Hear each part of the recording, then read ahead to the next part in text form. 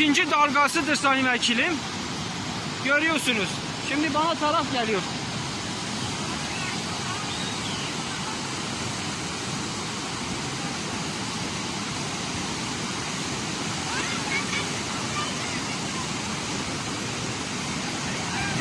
Sayın vekilim, görüyorsunuz halimizi.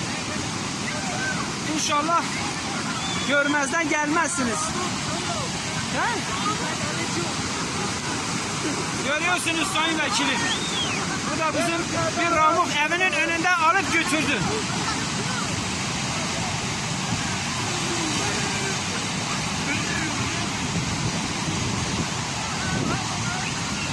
Hoca beni gitsene. Ya beni gitsene, beni bozuyorum içine.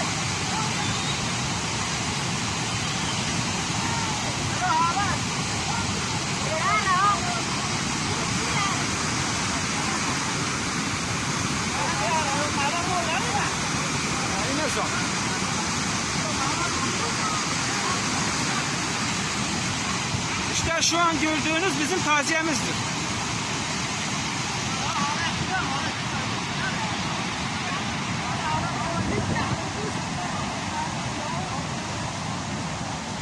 Karşıdaki evdir, arabaları görüyorsunuz.